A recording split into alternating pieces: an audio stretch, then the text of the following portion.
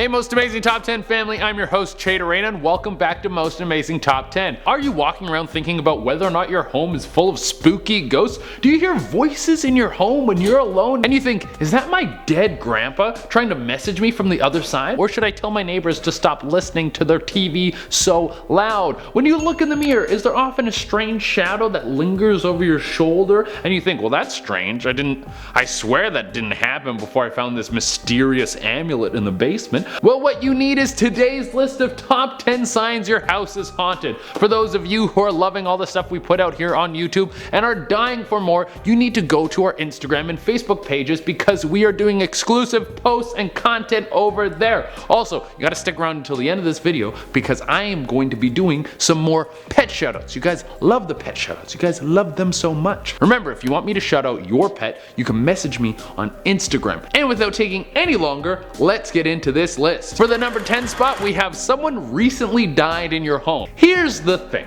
When people die, sometimes they go to the big beautiful light in the sky and then you see all your relatives and you get to hang out with angels or whatever you think the afterlife is. While other people never want to move out. Their spirit is attached to something like an old rocking chair, ghosts love rocking chairs, or their favorite issue of Mad Magazine, whatever it is. If the person who died is a hoarder, you better believe their ghost is going to be hanging around and make your life so much more annoying. Hoarders don't know how to let go of anything, so there's no way they know how to let go and move on to the other side. Also, sometimes people will feel the need to protect someone after they die and their ghost will stick around and be like, well, I can't leave, I still have stuff to do. I would look into the history of your home before you buy it. Is it a fresh home that no one has ever died in? Will you be the first person to die in that home? Or was there a triple homicide that took place 2 weeks before the open house? That's some questions you gotta ask.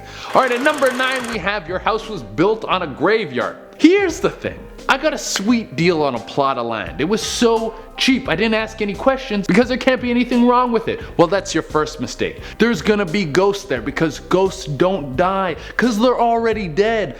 Duh. Well, once you send people into a graveyard, their ghosts tend to stick around. Just watch a few nighttime videos of graveyards on YouTube and you'll see a bunch of hauntings. Now, the real estate market is probably worse than having a house full of ghosts, but just listen to me on this one. Don't build your house on land that people used to get buried in. You're going to end up having a ghost infestation, which will lead to your sleep cycle getting screwed up, which will then lead to premature aging, increasing your chances of a heart attack and stroke, and then you'll end up dying and you have to hang out with those ghosts that you hate so much because they were keeping you up all night long, huh? It's a vicious cycle. That's what's gonna happen.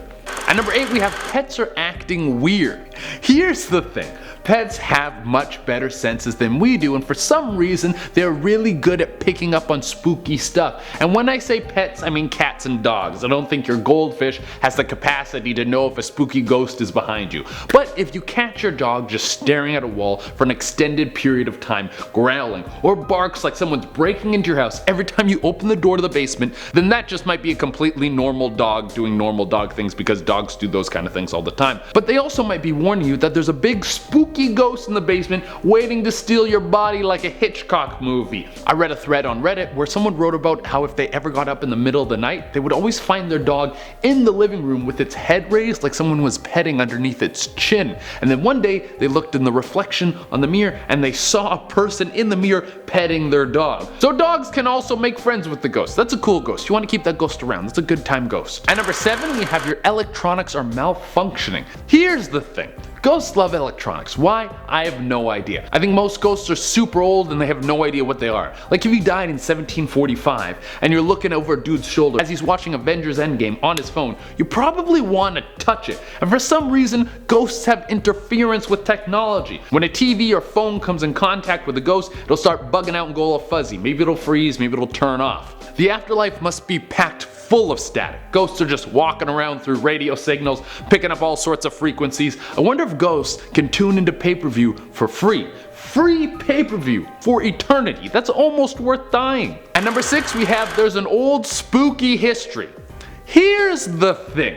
Some homes have a bad rap. They're like that kid in the neighborhood who's always getting into trouble. But instead of being a kid, it's a house. And instead of trouble, it's a bunch of spirits walking through your halls. Like the Amityville house. That house has a long history of people seeing ghosts in there, green goo coming out of the walls, black water flowing out of the pipes. There's a good chance that the place is a phantom fiesta. And if you're not about going insane while trying to be a homeowner, I would avoid purchasing this home. Also, if in the neighborhood people have old creepy stories about the house, don't buy it, because that either means the house is haunted or the people are lying to you because they don't want you to move in, and who wants to live in a neighborhood where everyone hates them before they even move in? But the biggest sign that a house has an old creepy history is that there's an old lady who stands across the street and yells, "Cursed!" If an old lady is doing that, it is 100% cursed and haunted. You don't want to live there. At number 5, we have cold spots and weird smells. Here's the thing. Ghosts will let you know when they are present, whether they know it or not. Once a ghost comes around, it's common for people to feel cold spots. It's like a sudden drop in temperature. Feels like someone's standing right beside you at the same time. Ghosts should rent out their abilities during the summer. That's a good way to make a little extra cash on the side if you're a ghost. But ghosts don't only affect your sense of touch, they would also creep their way into your nasal cavity. There was a bar in Seattle that was built in the same place that a huge fire burnt down a home. A few people died in this fire. One time, one of the bartenders saw someone walk into the basement before they had opened. He had no idea how this person got into the bar. When he went to walk down the stairs, he could smell burning flesh. He paused for a moment, then he saw a man who looked like half of his face had been burned off. Then the dude disappeared. He said it was one of the most bizarre things that he has ever seen. At number 4, we have strange noises. Here's the thing.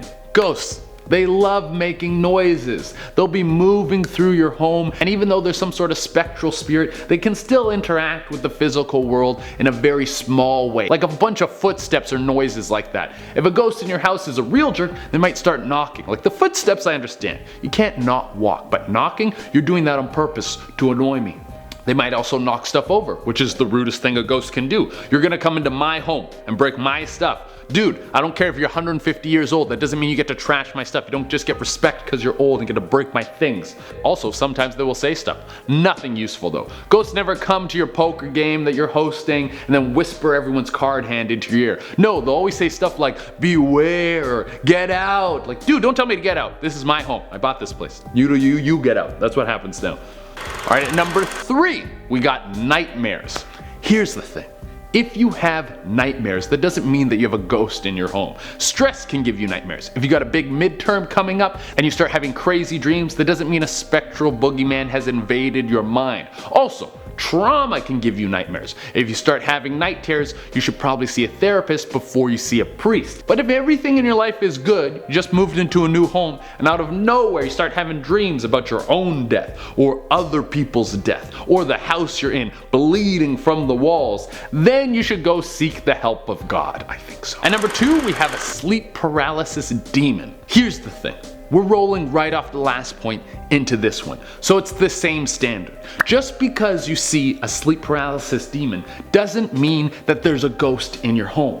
But some ghosts will use this opportunity of you being stuck in a sleep state as the time to communicate with you. Now, this doesn't mean that the sleep paralysis demon is a bad guy. There have been reports of people seeing very warm and friendly figures while they're stuck in the sleep state. We just don't hear about these stories much because they're not as exciting. So if this happens to you, don't freak out right away. But if you're stuck in sleep paralysis and you see something that looks like Freddy Krueger crossed with a xenomorph from Alien, then you should be very afraid. Ghosts like this time because it's easier to manipulate you and scare you. And for the number 1 spot, we have you get attacked by a ghost.